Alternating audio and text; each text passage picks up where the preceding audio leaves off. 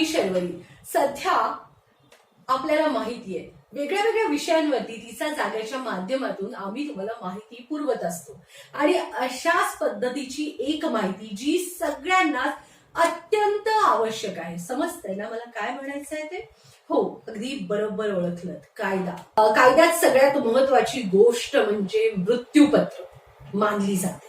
मृत्यूपत्र will ते जर असेल तर एखादा आपल्या घरातील एखादी वयोवृद्ध व्यक्ती जिच्या हातात सगळ्याच गोष्टी वयोवृद्ध हवी असं नाही, तरुण ही मृत्यूपत्र करतात. कारण अलीकडं कोरोना असेल किंवा या सगळ्या पार्श्वभूमीवर कुणाला कधी काय होईल कोणी सांगता येत नाही.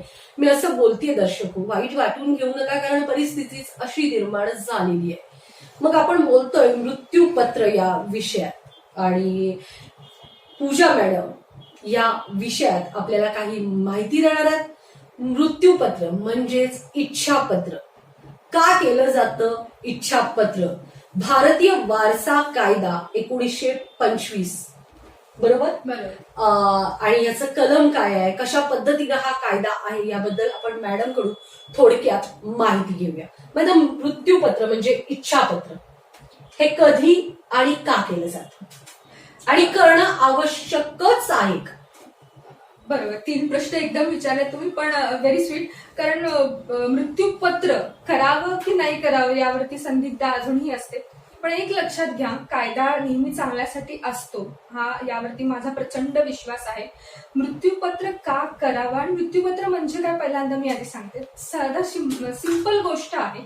आपल्याकडे असलेल्या मालमत्तेचं हस्तांतरण करण्याचं माध्यम आहे एक म्हणजे मृत्यूपत्र.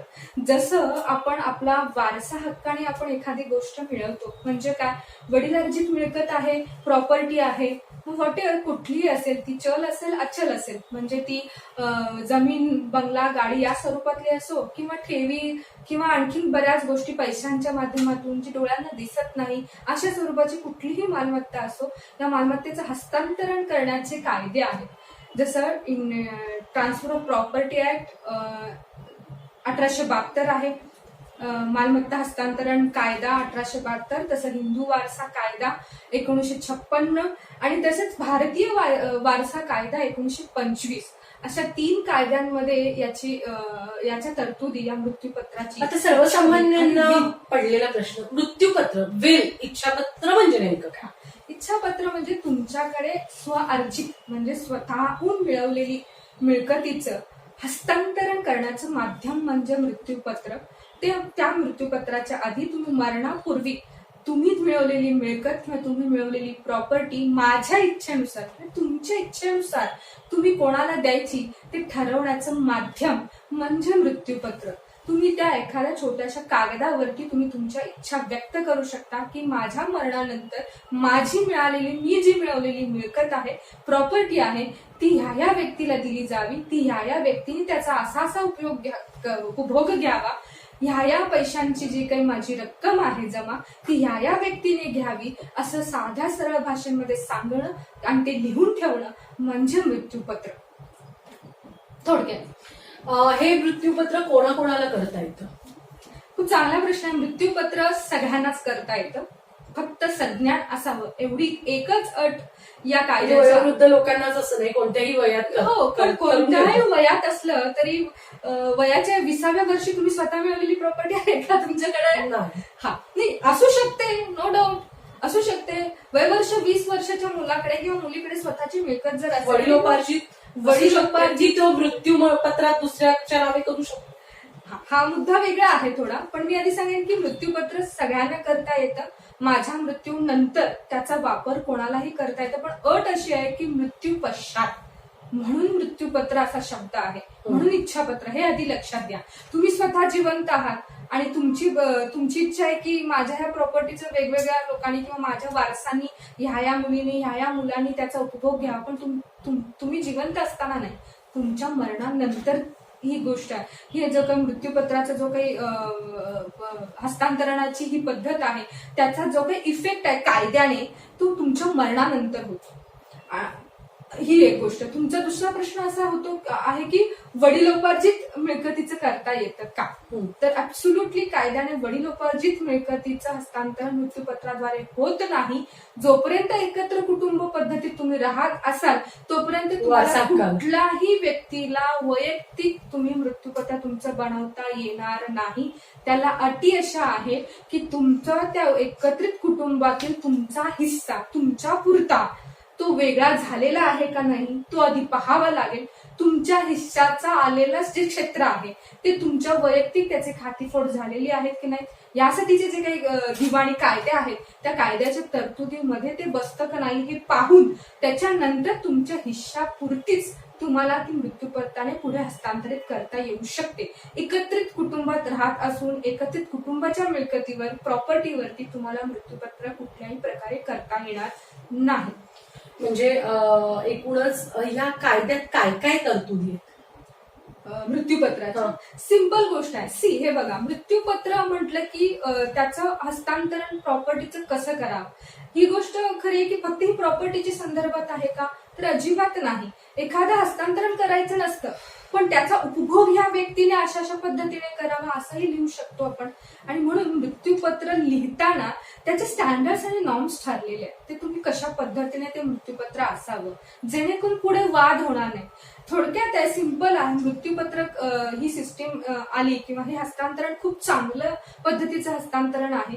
कारण माझ्या मरणाच्या नंतर माझ्याच मुलांनी किंवा मुलींनी माझ्या प्रॉपर्टीच्या संदर्भात वाद होऊ नये त्यांच्यात भांडण होऊ नये हे कुठेतरी टाळण्याचा हेतू ज्या व्यक्तीचा असतो ती व्यक्ती मृत्यूपत्र करून ठेवते. आणि ही खूप चांगली गोष्ट आहे. मरणानंतर कोर्टाच्या पायऱ्या जाण्यापेक्षा माझा अधिकार आहे माझा हक्क आहे माझा हा हिस्सा आहे माझा तो हिस्सा आहे माझ्या घरात ही 2 खोल्या माझ्या आहेत माझ्या शेतीमधला माझा 1.5 एकर मी स्वतः मिळवलेला आहे. मी वडिलांच्या वडील असताना मी त्यांची देखरेख केलेली आहे देखभाल केलेली आहे औषध पाणी केलेलं आहे. मला 1.5 एकर पाहिजे त्याला 1 एकर पाहिजे असे जे काही निर्माण होणारे कोर्टामध्ये गेल्यानंतर किंवा कोर्टाच्या आधी घरांमध्ये कुटुंबामध्ये होणारे वाद आहेत ते वाद मिटवण्याचं काम ह्या मृत्यूपत्रातून थांबू शकतं. कारण हे मृत्यूपत्र जर केलं तर वडिलांची इच्छा आई वडिलांची इच्छा त्या व्यक्तीची इच्छा की त्या मृत्यूपत्र त्या प्रॉपर्टीचं कशा प्रकारे त्याचं हस्तांतरण होईल त्याचा उपभोग हे सिस्टमॅटिकली ठरवलं जातं. त्या पद्धतीने त्याच्यामध्ये मांडणी केली जाते. तशा प्रकारचा ड्राफ्ट बनवला जातो. आणि हे सगळ्यात महत्वाचं कायद्याने ह्याच्यामध्ये आणखीन एक असं दिलेलं आहे की याला संरक्षणही दिलेलं आहे. त्याला डिपॉझिटेड विल असं म्हणतो आपण. म्हणजे काय की हे मृत्यूपत्र जे आहे ते माझ्या मरणानंतरच सगळ्यांच्या समोर ओपन व्हावं. आपण सब रजिस्टरकडे किंवा तुम्ही तुमच्या वैयक्तिक वकिलांकडे किंवा तुमच्या अशा विश्वासू व्यक्तींकडे हे बिलपत्र किंवा हे इच्छापत्र मृत्यूपत्र तुम्ही ठेवून देऊ शकता तयार करून. गरजेचं नाहीये की ते तुम्ही वारसांच्या पुढे ओपन केलं पाहिजे वाचून दाखवलं पाहिजे. ते तुमच्या मरणानंतर वाचतील. हा त्यामुळे वाद संपुष्टात येतात 100%. अशा पद्धतीने दिवाणी प्रकाराचे जे काही दावे येतात ते येण्याचंही थांबेल मला असं वाटतं. कारण मृत्यूपत्रामुळे प्रॉपर्टीच्या संदर्भातले वाद जे आहेत ते मिटतात. आणि ही खूप चांगली संकल्पना आहे असंही मला वाटतं. वारसांचे इतर कायदा अंतर्गत हक्क आणि मृत्यूपत्र या संदर्भात काही तरतूद असते का?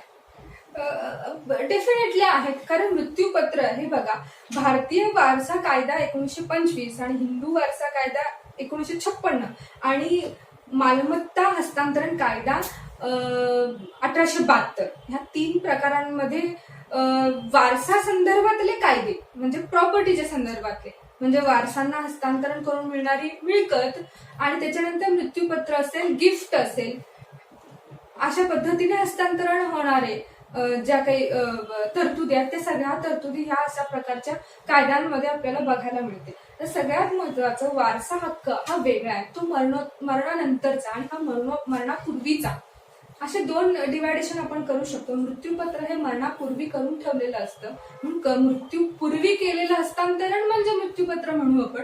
आणि वारसा हक्काने मिळणारा जो काही हक्क आहे तो मरणानंतर किंवा वारसांच्या नोंदीत चढल्यानंतर ज्या काही प्रॉपर्टीवरती अधिकार गाजवते ती व्यक्ती त्या मी वारस आहे म्हणून तसे हक्क ती मिळवू शकते. तो प्रॉपर्टीचा हिस्सा त्याला मिळतो. सांगायची गोष्ट अशी आहे की आपल्यामध्ये हिंदू वारसा कायद्याप्रमाणे मृत्यूपत्राच्या नोंदीची अंमलबजावणी होत असते. कायद्यामध्ये पर्सनल लॉ बघितला जातो. इथं मुस्लिम कायदा लागू होत नाही. जेव्हा आपण भारतीय वारसा कायदा 1925 ही खूप सांगण्याची गोष्ट आहे. हिंदू ह्या कॅटेगरीमध्ये बसणाऱ्या लोकांनाच याचा बेनिफिट मिळतो. भारतीय वारसा कायदा आणि हिंदू वारसा कायदा 1956 कलम 30 प्रमाणे जे काही मृत्यूपत्राचे जे काही बेनिफिट्स आहेत ते फक्त हिंदू लोकांना आहेत. हे खूप आवर्जून सांगण्याची गोष्ट आहे. आणि सगळ्यात महत्वाचं, मुस्लिम लोकांना मृत्यूपत्र करता येतं का नाही हा प्रश्न नक्की पडेल. मग कायद्यात त्याला आहे तर 100% त्याला कायद्यात तरतुदी आहेत, पण पर्सनल लॉ, मुस्लिम लॉ काय सांगतो वेगळा नियम असतो. त्याच्यामध्ये वेगळा नियम म्हणजे आपल्याला भारतीय वारसा कायदा आणि हिंदू वारसा कायद्याप्रमाणे आपल्याला कुठलीही प्रॉपर्टी कशाही प्रकारे आपण मिळवलेली कशाही प्रकारे हस्तांतरित करता येते. पण मुस्लिम कायद्यामध्ये, पर्सनल लॉ मध्ये मुस्लिमांना 1/3 इतकाच भाग त्यांना मृत्यूपत्राने ट्रान्सफर करता येतो किंवा मृत्यूपत्राने त्यांना दिलं जाऊ शकतं. ही खूप नोट डाऊन करण्यासारखी गोष्ट आहे. या ठिकाणी दर्शक आपल्या सगळ्या समाजाचे आहेत. मुस्लिम लोकांनी पण हा कायदा जरा समजून घ्यावा. 1/3 देता येऊ शकतं. 1/3 मुस्लिमांसाठी मृत्यूपत्रात तरतूद आहे, तेवढाच हिस्सा देऊ शकतात असं या ठिकाणी ऍडव्होकेट मॅडमनी सांगितलेलं आहे. यानंतर सगळ्यात सर्वसामान्यांना पडलेला प्रश्न, मग ते मृत्यूपत्र केलेलं असतं आणि ते कुठेतरी ठेवलेलं असतं, जसं पेटी ठेवलेलं असतं आणि ते अनावधान गहाळ होतं. बरोबर. मग त्यावेळी काय करावं? डेफिनेटली एकदा मृत्यूपत्र केलं तर ते गहाळ झालं तर सिंपल गोष्ट आहे, त्या व्यक्तीने पुन्हा मृत्यूपत्र बनवावं. कधी? जर ते रजिस्टर केलं नसेल. कायद्याने बंधनकारक नाहीये रजिस्टर पत्रावरच नाही, साध्या कागदावरही चालतं. तुम्ही साध्या स्टॅम्पवरती करून ठेवू शकता. पण प्रॉब्लेम असा आहे, तुमचा प्रश्न जसा तुम्हाला पडला की हरवल्यानंतर काय. आता जर का लिहून ठेवलं असेल आणि रजिस्टर नसेल, हरवलं तर काय ते पुन्हा मिळणारच नाही तुम्हाला. जोपर्यंत तुम्ही ती नवीन बनवत नाही किंवा त्या पद्धतीने तुम्ही तुमचं हस्तांतरण कशा पद्धतीचं असावं ते पुन्हा तुम्हाला स्टॅम्पवरती लिहून ठेवावं लागेल. त्यासाठी रजिस्टर केलेलं कधीही चांगलं. रजिस्टर केल्यानंतर तुम्हाला त्याची पुन्हा नक्कल कॉपी मिळवता येते. ज्या डिपार्टमेंटला जाऊन, ज्या सब रजिस्टर, ज्या ठिकाणच्या क्षेत्रामध्ये जाऊन तुम्ही हे रजिस्टर केलंय त्या रजिस्टर ऑफिसला तुम्ही एक साधा अर्ज दिला की तुम्हाला लगेच 15 दिवसाच्या आतमध्ये तुम्हाला त्याची नक्कल प्राप्त होते. त्यामुळे रजिस्टर केलेलं कधीही चांगलं. दर्शको, ऐकलत का? हा महत्वाचा मुद्दा होता. गहाळ झाल्यानंतर काय करायचं आणि रजिस्टर केल्यानंतर पुन्हा नकला मिळतात. त्यामुळे रजिस्टर केलेलं मृत्यूपत्र, इच्छापत्र, विल यात त्यांचा गरजेचं आहे. मृत्यू पत्र, इच्छापत्र याच्यातले वाद ज्यावेळी कोर्टात जातात तेव्हा त्यांना कायद्याकडून, भारतीय संविधानातल्या कायद्याप्रमाणे कशा पद्धतीनं संरक्षण मिळू शकतं या प्रॉपर्टीजला, या वारसा हक्काला? बरोबर. मुद्दा खूप चांगला आहे. मृत्यूपत्र करून ठेवलं तर आता मृत्यूपत्र आणण्याच्या मध्ये वाद होऊ नयेत आणि तो कुठेतरी वाद टाळावा म्हणून मृत्यूपत्र ही संकल्पना आली आणि त्या व्यक्तीला त्याच्या इच्छेप्रमाणात त्या वारसांना ती देता येऊ शकत होती. पण तरी सुद्धा हल्ली समाज इतका दुष्ट का होत चालाय कळत नाही की मृत्यूपत्रावरती सुद्धा पुन्हा चॅलेंज होतं. मृत्यूपत्र सुद्धा पुन्हा कोर्टात, हे मृत्यूपत्र खोटं आहे, माझ्या वडिलांनी किंवा माझ्या आईंनी हे मृत्यूपत्र खोटं केलेलं आहे, असं मृत्यूपत्रच झालेलं नव्हतं, अशा स्वरूपाचे चॅलेंजिंग दावे कोर्टामध्ये पुन्हा येतात. खरंच गोष्ट आपण ऑब्झर्व करण्यासारखी आहे की पुन्हा मृत्यूपत्रावरती सुद्धा वाद, तोपर्यंत त्या व्यक्तीला ती गोष्ट मिळत नाही, अजिबात दाखल होतो. डेफिनेटली. कारण जेव्हा मृत्यूपत्र चॅलेंज होतं तेव्हा स्टे नावाचा प्रकार असतो. मग तो त्याच्यापेक्षा मधल्यामध्येच कॉम्प्रोमाइज करून राहिलेलं बऱ्याचदा लोक करत असतील. असंही होऊ शकतं. कसं आहे बघा, सिस्टीमचा आपण कसा उपयोग करून घेतो. कायद्या सगळ्या प्रकारांनी लिहून ठेवलेले आहेत. एवढं लक्षात ठेवा की मृत्यूपत्राचे जसे कायदे आहेत तर मृत्यूपत्र जर का फेक आहे किंवा मृत्यूपत्र बेकायदेशीर आहे असं जेव्हा येतं तेव्हा सुद्धा काही तरतुदी लिहून ठेवलेले आहेत. कायदे बनवणारे हे कायदे पंडित आहेत, लक्षात घ्या. त्यामुळे अशा स्वरूपाने काहीतरी परत अडकवलेलाच आहे म्हणजे जेणे करून सगळ्यांनी छान हॅपीली राहावं, एकत्रपणे राहावं. हेतू हाच असतो कायद्याचा, कधीही हेतू हाच असतो की वाद टाळले गेले पाहिजेत, गुन्हे कमी झाले पाहिजेत. एवढे दोन गोष्टी कायद्यामध्ये नक्की या दृष्टीने कायदा बनवलेला जातो. आणि म्हणून मृत्यूपत्र अशा वेळेला जेव्हा चॅलेंज होतं तेव्हा मृत्यूपत्र रजिस्टर आहे का नाही, मृत्यूपत्रावरती सह्या झाल्यात का नाही, साक्षीदार, हा सगळा एव्हिडन्सचा पार्ट होऊन ते चॅलेंज होतं. आणि ज्यावेळेला मृत्यूपत्राने एखादा हिस्सा गेला असेल तर तो हिस्सा तिथून ड्रॉप होतो. जर का एखाद्याने वाटपाचा दावा आणला असेल तर मृत्यूपत्राने एखाद्या व्यक्तीला ती मिळालेली असेल तर तो तिथे जे बसलेले जजेस असतात किंवा आपले न्यायमूर्ती न्यायाधीश असतात ते लोक या सगळ्या कायद्याच्या चौकटीत राहून त्याचा हिस्सा त्याला दिला जातो. पण एक गोष्ट लक्षात, मृत्यूपत्र हा एकदा का बनवलं आणि त्याच्यानंतर ती व्यक्ती मयत झाली आणि ती रजिस्टर असेल आणि काय मृत्यूपत्रामध्ये काही ट्रान्सफर झालेले असतील तर प्रॉपर्टी, तर त्याच्यावरती पुन्हा चॅलेंज होत नाही, ते कुठेतरी डिस्प्रूव्ह होऊन जातं. कारण ती रजिस्टर विल आहे तर तुम्हाला त्याच्या पुढे काहीच बोलता येणार नाही. त्या पद्धतीने ते हस्तांतरण झालेलं असेल तर त्या व्यक्तीला तो बेनिफिट मिळणारच. त्यामुळे चॅलेंज बेकायदेशीर ठरवण्याचं बर्डन ऑफ प्रूफ जे आहे ते व्यक्तीवरती आहे. ज्याने हा वाद उपस्थित केला की हे बेकायदेशीर आहे ते त्यानेच प्रूफ करायचं असतं की ती कसं बेकायदेशीर आहे. त्यामुळे जर खोटं आलं तर त्याचा न्याय निवाडा करणारच, अगदी योग्य. एकत्र कुटुंबाची जी मिळकत आहे ती मिळकत प्रॉपर्टी व्यक्तीला मृत्यूपत्रानं देता येते का, आणि ती मग फक्त एकालाच दिली मृत्यूपत्रात, हे कितपत योग्य असतं? नाही, हे बघा, मगाशी मी सुरुवातीला सांगितलं होतं की एकत्रित कुटुंबातली जी काही मिळकत असते किंवा ती असते तर ती मृत्यूपत्राने देता येणारच नाही. कायद्यामध्ये तशी तरतूदच नाही. कधी देता येऊ शकते? एकत्र कुटुंबातल्या मिळकतीचं जर का पार्टिशन झालं असेल, वाटप झालं असेल आणि त्या व्यक्तीला त्याचा हिस्सा पूर्णपणे मिळायला गेला असेल, म्हणजे खातीपोड असेल, वारसातील नाव चढवलं असेल, अनिवार्य लागलेली असेल, तर त्याच्या हिस्सापुरतं त्याला विचार करता येईल की हा जो हिस्सा आहे माझा समजा 1/4 हिस्सा माझा असेल, मला 2-3 पुन्हा भाऊ आणि बहिणी आहेत, माझा 4था हिस्सा असेल तर माझ्या 4थ्या हिस्साच मी मृत्यूपत्राने कोणाला द्यायचं.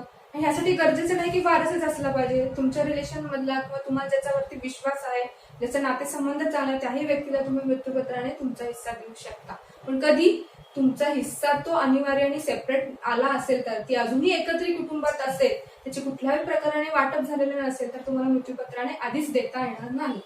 ओके, हे सांगितलं की मृत्यूपत्रात नमूद केलेली व्यक्ती वारस असेल तर ती व्यक्ती मिळकतीची लाभधारी आहे का? आहे.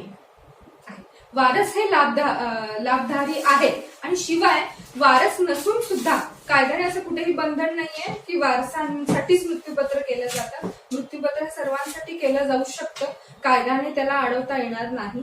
पण त्याच्यामध्ये काही तरतुदी लागू होतात, जसं कलम 138 काही प्रोव्हिजन्स आहेत की वारस सोडून जर एखाद्या व्यक्तीने मृत्यूपत्राने दिलं असेल तर त्याची प्रोव्हिजन त्याला लागू होते. एकूणच या ठिकाणी मृत्यूपत्र, इच्छापत्र, विल या एकाच शब्दाच्या 3 वेगळे मी हे म्हटलं का, तर बरेच जण आपल्या दैनंदिन आयुष्यात विल, इच्छापत्र, मृत्यूपत्र असे मोठे मोठे शब्द आहेत, पण ते जर समजून घेतले, उमजून घेतले तर वादविवाद टाळले जातात. हे या ठिकाणी मॅडमनी सांगितलं. आपल्याला या ठिकाणी येऊन त्यांनी ही मृत्यूपत्राबद्दल माहिती दिली, त्याबद्दल मी त्यांची खूप आभारी आहे. दर्शक हो, तुमचीही आभारी आहे. धन्यवाद. पाहत रहा तीचा जागर, सदैव तुमच्यासाठी.